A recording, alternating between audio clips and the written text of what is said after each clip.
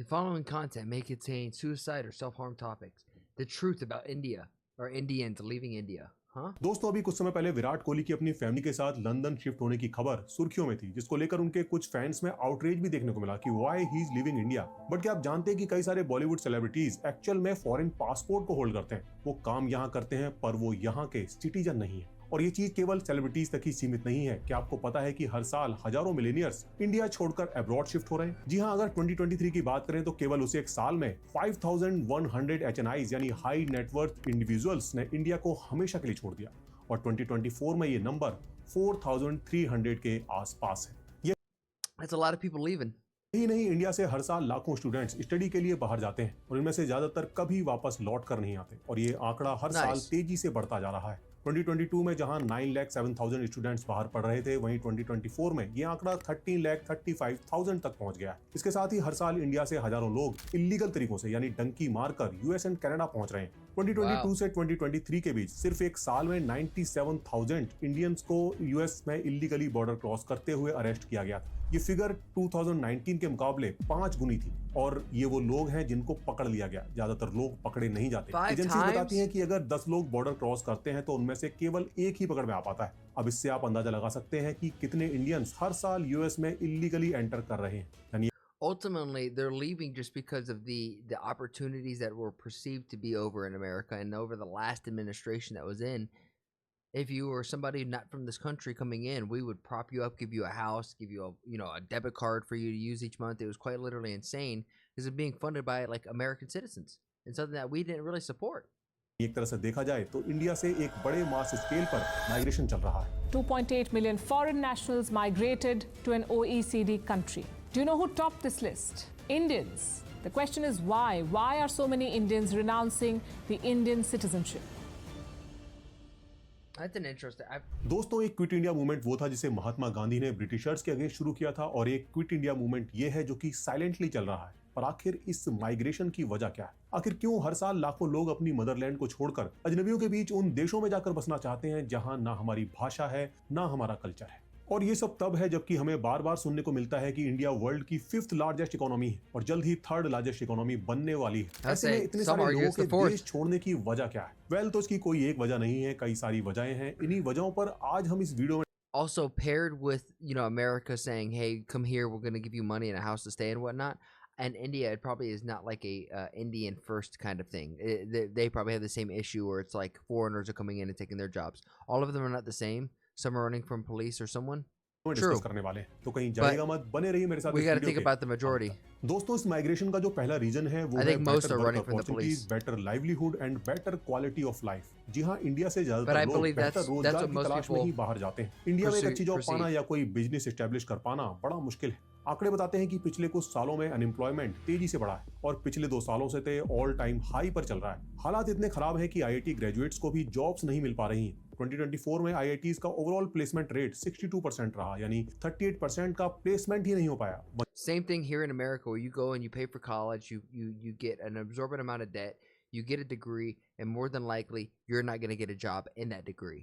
That job is either going to, one, require experience that you foregoed because you were trying to get an education, or you just didn't meet up to the standards and the past administration's DEI. So hopefully now meritocracy, merit should run. So ideally, if you're smart, you're leading in the field, or at least show promise, you should be able to get the job now. But still, it still doesn't guarantee like a college degree gets a college job.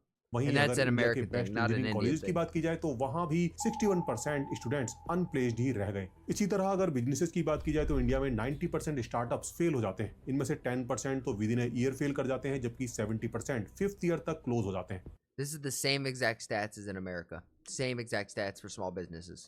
अगर आप कोई business करते हैं तो आप जानते ही होंगे कि इंडिया में किसी बिजनेस को चलाने के लिए कितना स्ट्रगल करना पड़ता है। But most people fail because they didn't receive the proper education in the first place to appropriately plan and allocate and maybe even have the wherewithal to even run a business. Corruption से लेकर extortion तक का सामना करना पड़ता है, और ये सब झेल कर भी अगर आप किसी तरह अपने बिजनेस को चला पाते हो या किसी तरह से किसी स्टेबल जॉब तक पहुंच पाते हो, तो फिर आपको टॉक्सिक वर्क कल्चर, महंगाई और टैक्सेस की मार झेलनी पड़ती है। अब बिकॉज इंडिया में कोई अच्छी व्हाइट कॉलर जॉब का मिलना बड़ा मुश्किल होता है, तो इसी का फायदा उठाकर एम्प्लॉयज से जमकर काम लिया जाता है। ऑन पेपर भले ही टाइमिंग 9 to 5 हो, पर हकीकत में 10-10 घंटे और कभी-कभी तो 12-12 घंटे भी काम लिया जाता है। कई That's the truth of it. Is it's never truly 9 to 5 because you got to think about commuting hours.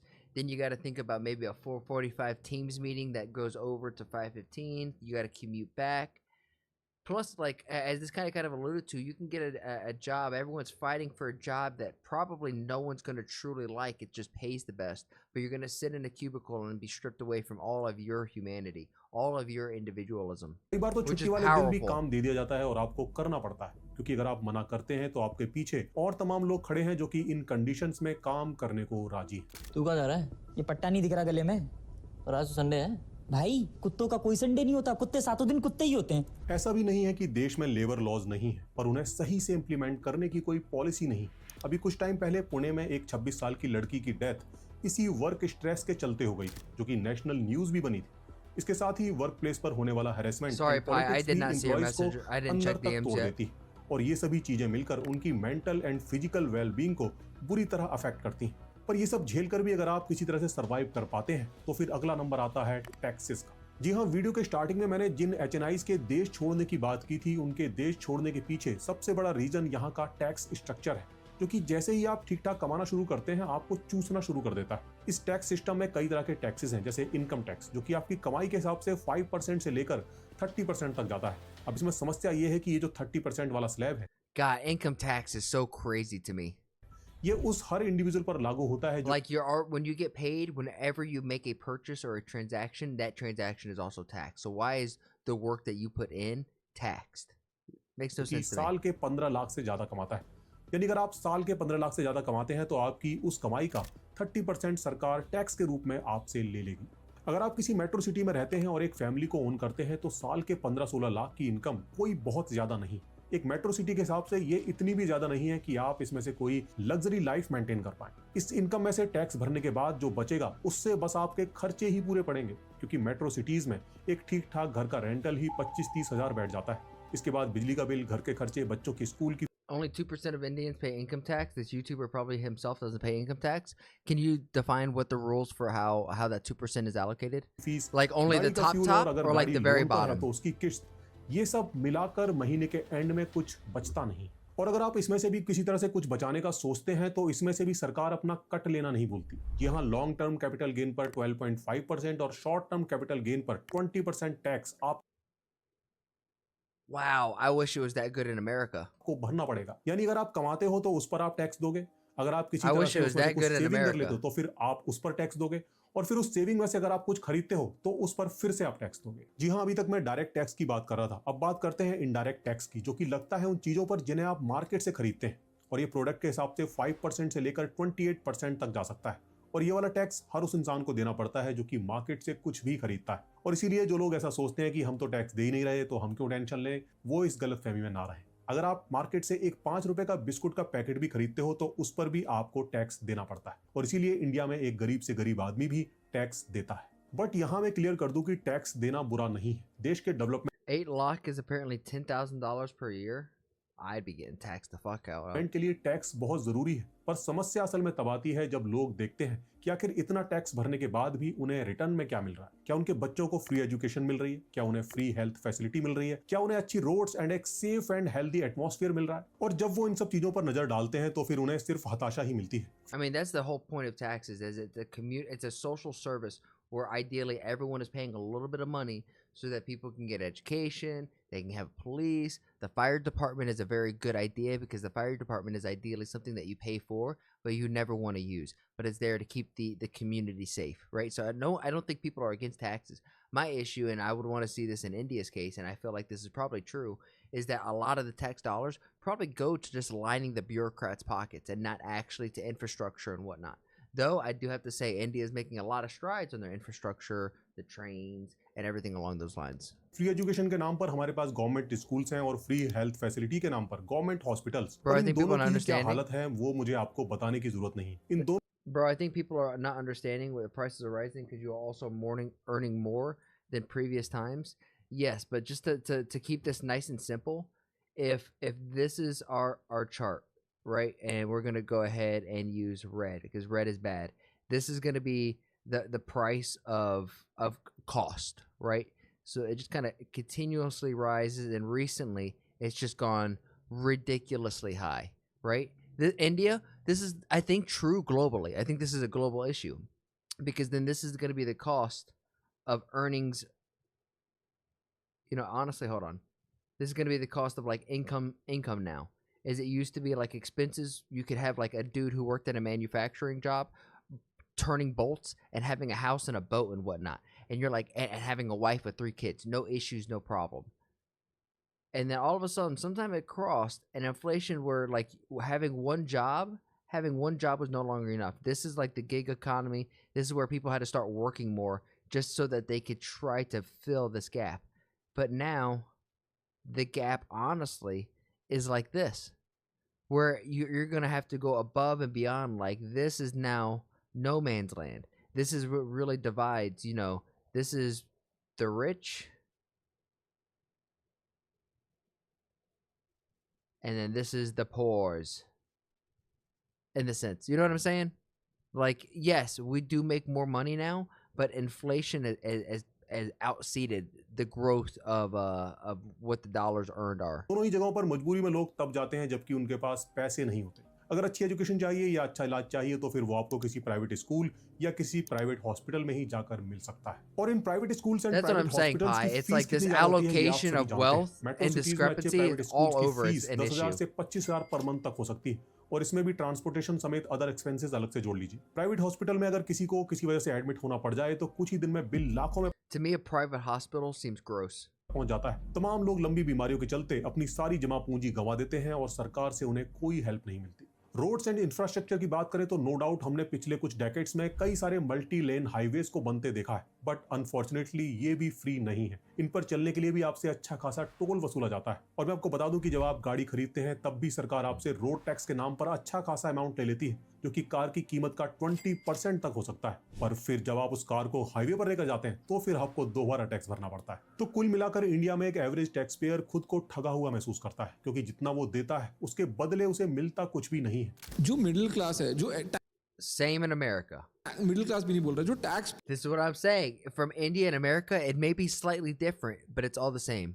Pair है ना, Virat Kohli left India because everyone knows that Virat in India, he wanted a peaceful life, and he himself said that. वो charity कर रहा है देश में, उसको कोई बेनिफिट नहीं मिल रहा। Only इसीलिए 7%? आजकल लोग कहते हैं कि इंडिया में टैक्स तो अमेरिका जैसा है और फैसिलिटी सोमालिया जैसी। और जी हाँ, जो मिलेनियर्स एंड एचएनआईज देश को छोड़कर जा रहे हैं उनके पीछे ये भी एक बड़ी वजह है, क्योंकि जब आप किसी चीज के लिए पे करते हैं तो फिर आप कंपेयर भी करते हैं कि जो मैं पे कर रहा हूं उसके बदले मुझे मिल क्या रहा है। और फिर वो देखते हैं कि अगर यही टैक्स वो बाहर किसी और कंट्री में देते हैं तो वहां उनको वो सारी फैसिलिटीज जैसे कि free education, free health facility, बढ़िया इंफ्रास्ट्रक्चर, सेफ एनवायरनमेंट वगैरह सब कुछ मिल जाता है। इसके अलावा एक और चीज जो कि उन्हें वहां I mean, this is the promise. This is I think this is where this YouTuber or YouTubers like this, I don't want to say they're coming in with like a bad intent, but it's like ill faith. Because nowhere, if you look at Russia, Germany, any major in United States, any of these cities, I feel like all of these places are having this issue. मिलती है वो है quality of life. जी हाँ, वो quality of 7% life is जो more कि than यहाँ this इंडिया is में true. अवेलेबल नहीं। जब हम क्वालिटी ऑफ लाइफ की बात करते हैं तो इसमें कई Like, सारी look at चीजें आ जाती Taiwan. हैं, जैसे physical and mental wellness, access to education, South access to Africa. Work, safe and peaceful environment वगैरह। अब जैसे इंडिया में physical No, he's not going into nuance. No. I agree, but he is saying that like other countries use these taxes to provide these things. But here in America, I'm going to say it from an American POV, we pay our taxes ideally for those things, yes, but in practice, in reality, just like in India, it's not exactly what the promise was. And mental wellness की बात करें It's not living up to expectations, and it's leaving something to be desired. तो उसके हालात अच्छी नहीं। आज Hence, maybe a global frustration or growing frustration with governments around the world. बात यह है कि इंडिया के ज्यादातर शहर densely populated and highly polluted. आप किसी भी बड़े शहर में चले जाइए, दो चीजें आपको हर जगह मिलेंगी, heavy traffic and heavy pollution. India के लगभग सभी मेजर सिटीज में एयर पोल्यूशन का लेवल सेफ रेंज से ऊपर है, और ये केवल कुछ सिटीज की ही बात नहीं है। इंडिया के पूरे नॉर्दर्न पार्ट में साल के ज्यादातर समय एयर पोल्यूशन सेफ रेंज से ऊपर ही रहता है। साउथ में भी रूरल एरियाज को छोड़कर अर्बन एरियाज में हालात कोई खास अच्छे नहीं है। अगर आप इंटरनेट पर दुनिया के मोस्ट पॉल्यूटेड सिटीज की लिस्ट को चेक करें तो आपको पता चलेगा कि इस लिस्ट में टॉप 50s में ज्यादातर शहर इंडिया के हैं। कुछ शहरों की हालत तो इतनी खराब है कि साल के ज्यादातर समय वहां एयर पोल्यूशन खतरनाक लेवल पर रहता है। पोल्यूशन का ये लेवल लॉन्ग टर्म में हेल्थ पर सीवियर इंपैक्ट डालता है, और लाइफ की एक्सपेक्टेंसी को कम कर देता है। पर अफसोस एयर पोल्यूशन के I have to say it is crazy when we were watching the one video by Curly Tails and I was like, what's the fog in the background? You're like, no, that's just the smog. And I was like, what? Yeah, and you guys were like, yeah, the air's real bad. It's like, I didn't realize you guys have to like walk around like a Fortnite shield bubble just to move around and not get affected by the air. के चलते epidemic जैसे हालातों के बाद भी अभी तक सरकार इसका कोई सॉल्यूशन नहीं निकाल पाई। ईयर बाय ईयर ये People are ऐसे ही बढ़ता responsible जा or रहा है और irresponsible? क्वालिटी ऑफ लाइफ को इम्पैक्ट कर रहा है। हेल्दी इन्वायरमेंट के लिए दो चीजें बेहद जरूरी है, साफ हवा और That's साफ पानी। fair. हवा की तो बात हमने कर ली, अब बात करते हैं पानी की। आंकड़ों की बात करें तो इंडिया की 95% पॉपुलेशन को क्लीन वाटर अवेलेबल है, पर हकीकत यह है कि ये वाटर असल में ड्रिंकेबल नहीं। शहरों की बात करें तो आज घर घर में आरओ लगे हुए हैं, जिनके यहाँ आरओ नहीं है वो पीने के लिए बॉटल्ड वाटर खरीद रहे हैं। क्यों? क्योंकि जो वाटर आपके टैप में आता है उसे आप पी नहीं सकते। हाँ, पर गवर्नमेंट आपसे वाटर टैक्स जरूर वसूल लेती है, जबकि दुनिया के तमाम देशों में आपके घर के टैप में जो पानी आता है वो ड्रिंकेबल होता है, उसे आप सीधे पी सकते हैं। मतलब You can do this here in America too, except if you live in Florida. You do not drink tap water from Florida. Tax भरने के बावजूद People are responsible for this pollution? Yeah, definitely in part. Humans are definitely in part. आपको free Absolutely, education और free health absolutely. Facility तो छोड़िए, सांस लेने के लिए साफ हवा और पीने के लिए साफ पानी भी नहीं मिलता। इसका इंतजाम भी आपको खुद ही करना है। और चलिए, जिनके पास पैसा है वो अपना इंतजाम कर भी लेंगे, वो air I don't know, Anarchy. I've talked to you a few times now, and I think there could be something wrong. Purifier लगवा लेंगे, वो आरओ लगवा लेंगे। पर जो गरीब हैं वो क्या करेंगे? अफसोस That इन explains गरीबों a के lot, बारे में कोई actually. नहीं सोचता। सरकार ने तो आपको पानी दे दिया है, अब आपके पास पैसा हो तो इसे साफ करके पी लो। जबकि अगर सरकार लोगों को घरों में और पब्लिक प्लेसेस पर पीने का साफ पानी अवेलेबल करा दे तो न केवल इससे पानी की बहुत सारी बर्बादी खत्म हो जाएगी जो कि आरओ से निकलने वाले वेस्ट वाटर की वजह से होती है, बल्कि एक बड़ी क्वांटिटी में प्लास्टिक कचरे को रोकने में भी मदद मिलेगी, Nah, bro, you live in Delhi? Drinking water Good की luck. बॉटल्स की वजह से होता है। इसके साथ ही लगभग सारे शहर में गंदगी का बुरा हाल है। जगह जगह पर सड़कों के किनारे In the rural गंदगी के areas, ढेर yeah. लगे हुए हैं। वेस्ट मैनेजमेंट की कोई पॉलिसी नहीं है। वेस्ट मैनेजमेंट के नाम पर पूरे शहर का कचरा इकट्ठा करके किसी जगह पर खुले में डंप कर दिया जाता है। इसी तरह ज्यादातर सीवेज, जिसमें घरों से निकला गंदा पानी और इंडस्ट्रियल वेस्ट होता है, बिना ट्रीट करे नदियों में बहा दिया जाता है, जिसकी वजह से नदियां नालों में बदलती जा रही हैं। नदियों को साफ करने के नाम पर बड़े बड़े प्रोग्राम्स भी चलाए गए हैं, जैसे कि Namami Gange and Yamuna action plan, but हजारों करोड़ का बजट खर्च करने के बाद भी नदियों की कंडीशन में कोई भी फर्क नहीं आया है। हमारे देश Was that foam? What was this? Gange and Yamuna action plan, but हजारों करोड़ का बजट खर्च करने के बाद भी नदियों की condition What is this? Is this foam? What is in the water? Industrial waste? Why are the people inside of it? Why are there kids in here? Yes, foam? That's what I thought when little man smacked this, but it's not soap. It's industrial waste. Why are there people in the river?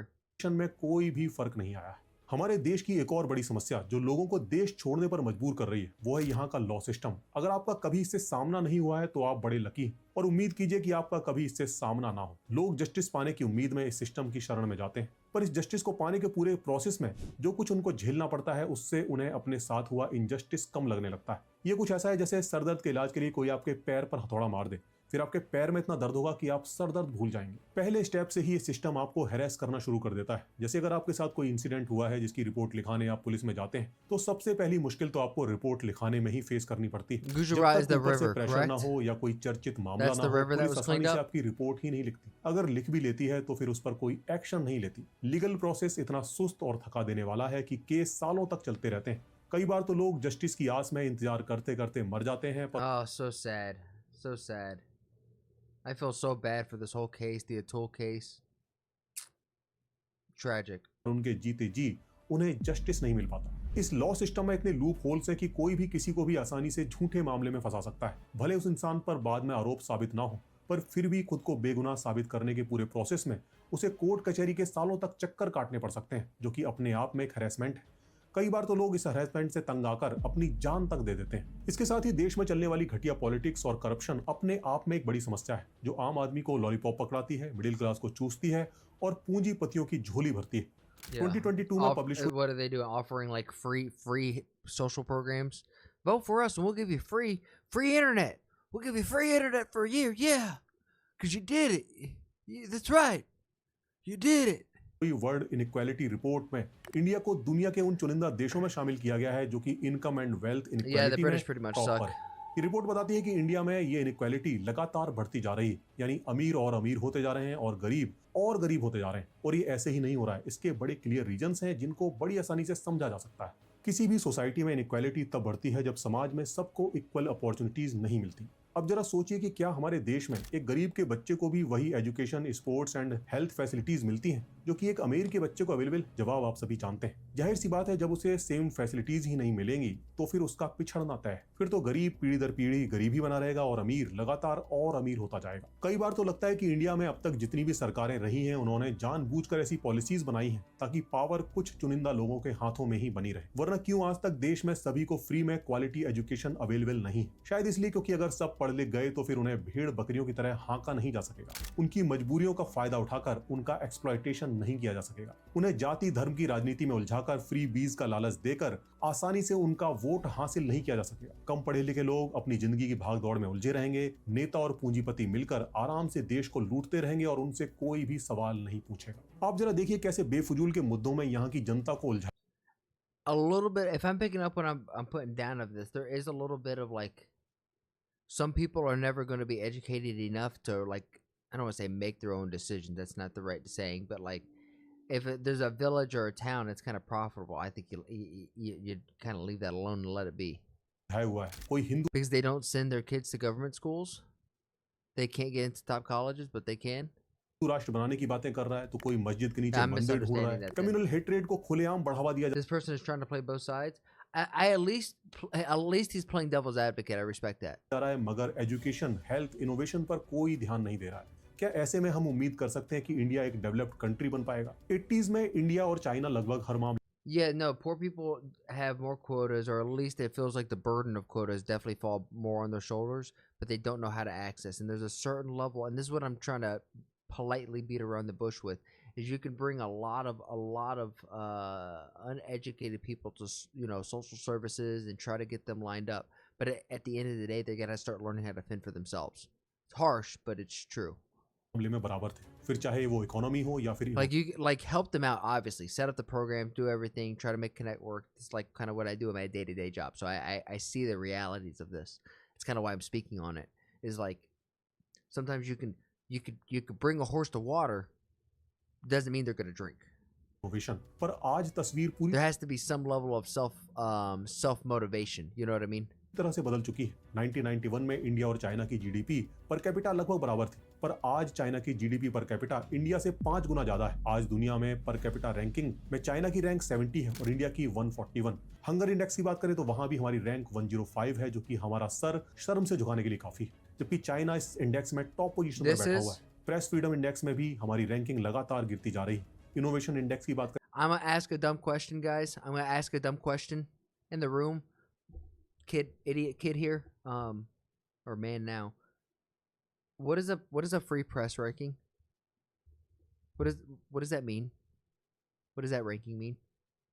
करें तो वहां भी China हमसे You like what he is saying? We can work on it. बहुत आगे। Yeah, no, this seems like it's progress, right? Like it just you guys know my position. I think India in the next 10 to 20 years, I think Modi is wrong. I think 2047 is too long for India to be a developed nation. I think it's going to happen like 2035 to 2040. I think the world is going to look at India as a developed nation.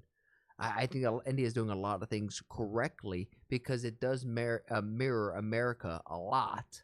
A lot. It is different. It is not the same, but there's a lot of parallels. And even Western propaganda, me?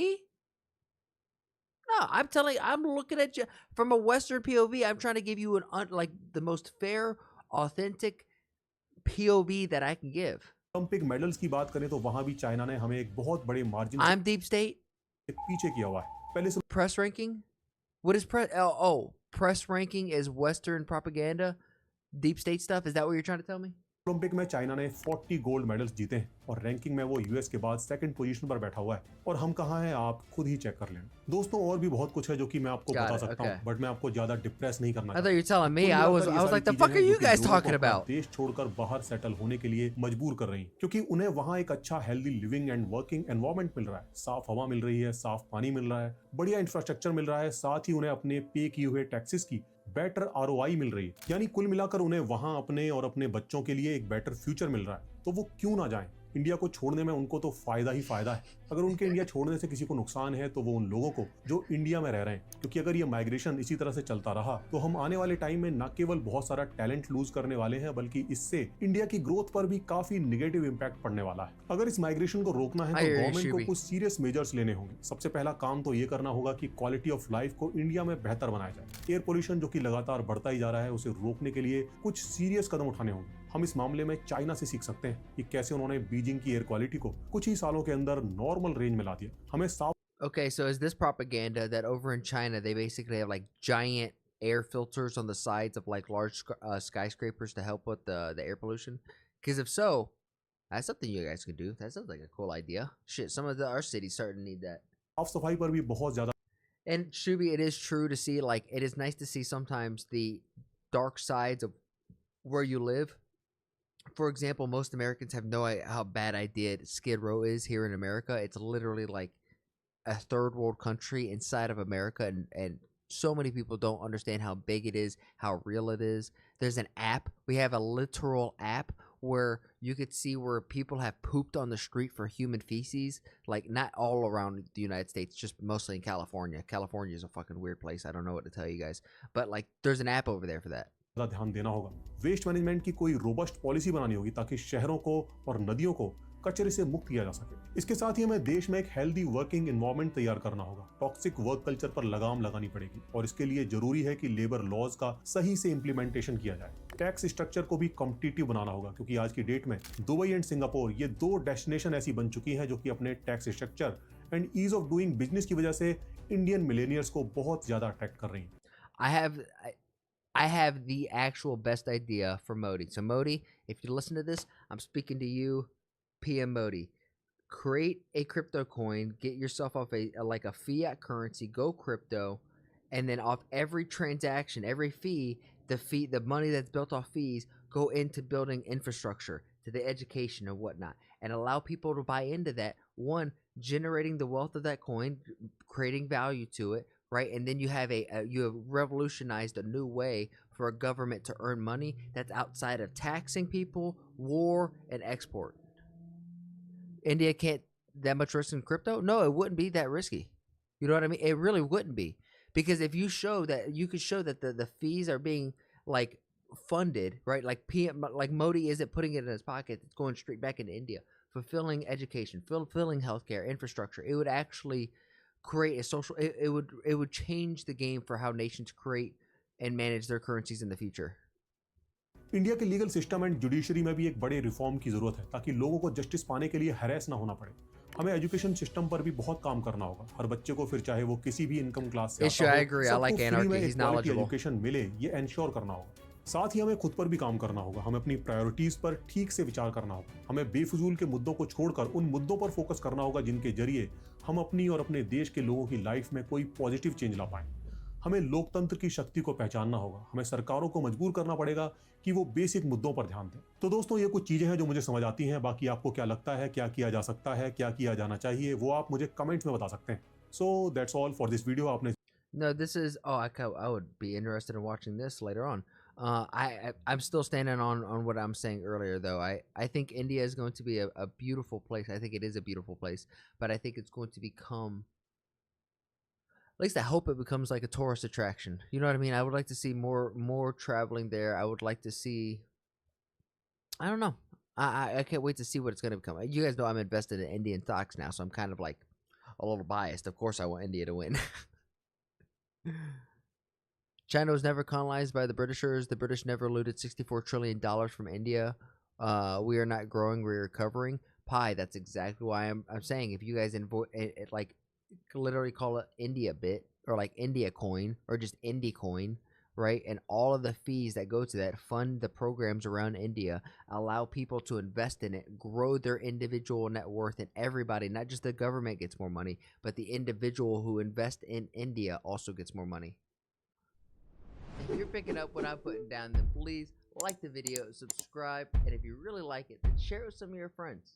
My goal here is to spread a positive message while sprinkling my 2 cents on big topics like American, Indian, and world geopolitics, and even small stuff like Twitch drama and online debacles. And if you want to see it live, come join me over on Twitch, twitch.tv/ActuallyElrod. That's where I'm going to do all my reactions, and after the reactions, that's where we get down a game. And if you're like, hey, I have a video that I want this dude to sprinkle his 2 cents on, then come over on my Discord and let me know and join the community there. And while we're at it, I have to say thank you to everybody who has made that Discord just so poppin'. I never thought I'd have a Discord that's so flowing. It's really cool to see. Shout out to you, Bobby, Omni, Demon, all of you who have been in there who are just super active. Logie, you're the man. Logie is the one who's like modding and helping run the server, so thank you, Logie. Lastly, I challenge you. I have a challenge for you. Make somebody laugh today. We all know there's enough hate and vitriol in the world. If energy is contagious like the flu, then let's spread and get everyone contagious with our positive energy, right? Not negative energy, because there's so much of that. And if we could just be a small little change in someone's day, then you never know. Maybe that's the thing that starts shifting this world to a happier, healthier, just better place. And with all of that said and done, thank you guys, and I'll see you on the next one.